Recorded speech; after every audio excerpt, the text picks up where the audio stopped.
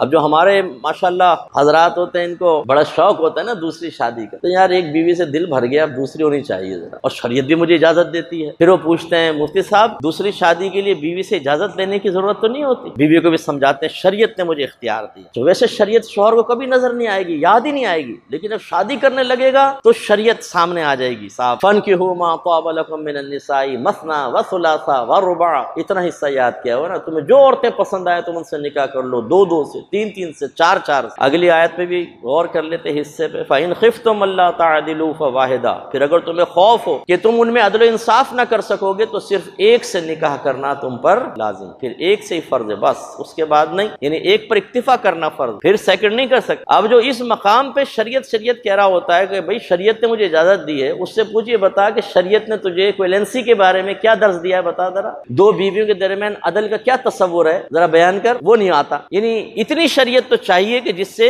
بیوی گھر میں آ جائے آنگن میں، اس کے بعد کیا ہوگا وہ شریعت اللہ جانے اس کے رسول جانے، وہ پپو کو معلوم نہیں ہوگی، نہ پپو جاننے کی کوشش کرے گا کیونکہ اس میں تو پھنس جائے گا۔ تو ہم خواب دیکھ رہے ہوتے ہیں دوسری شادیوں، یہ تو ضمناً بات آ گئی، لیکن میں مشورہ آپ کو دے دیتا ہوں، دوسری شادی کا نہ سوچیں، یہی بہتر ہے، ایک کو سنبھال لیں اور اسی کو صحیح طریقے سے لے کر چل لیں شریعت کے مطابق، نبی کریم کی سنت کے مطابق، تو کمال ہے کمال۔ ہمارے گھر میں تو دھمال ہوتا ہے، کمال نہیں ہوتا، تو دم دم مست کلندر ہوتی ہے صبح شام روزانہ، لڑائی جھگڑے فتنہ فساد، ایک خاتون نہیں سنبھلتی، یہ دوسرے کے چکر میں ہوتا ہے۔ بولتے ہیں بیوی نے اتنا ٹینشن دیے مفتی صاحب میں چاہتا ہوں دوسری شادی کر لوں۔ ارے بھائی ایک طوفان سنبھل نہیں رہا، دوسرا آگے بتا تیرا حال کیا ہوگا، تیرے تو سر پہ بال نہیں رہیں گے، جسم پہ کپڑا نہیں رہے گا، پھر وہ عدل و انصاف کرتے نہیں ہیں اور چھوڑ کے مر جائیں گے۔ پھر جو دونوں بیویاں وراثت میں لڑ رہی ہوتی ہے نا، پراپرٹی میں اور بچے، علمان ملافیز، شوہر کو کوئی یہ نہیں پتا ہوتا ابھی مرنے کے بعد کیا ہوگا، کس کو کتنا دینا ہے، کس طرح تقسیم ہوگی، نہیں، لڑ رہے ہیں، جھگڑ رہے ہیں، مار کٹائی ہو رہی ہے، وہ صاحب قبر میں پہنچ گئے۔ تو یہ دوسری شادی کے اگر کوئی خواب دیکھ رہا ہو، پہلے مشورہ کر لے کسی اچھے مستند عالم دین سے، اور ہمارا مشورہ لینا تو پیشگی میں آپ کو دے دوں گا کہ بھائی ایک ہی پر اکتفا کر لو، یہی بہتر ہے۔ ذرا غور کرو، اگر آپ کی بیٹی آ کر کہے کہ میرے شوہر دوسری شادی کر رہے ہیں ابو، اور میرے تو دل بہت کٹ رہا ہے،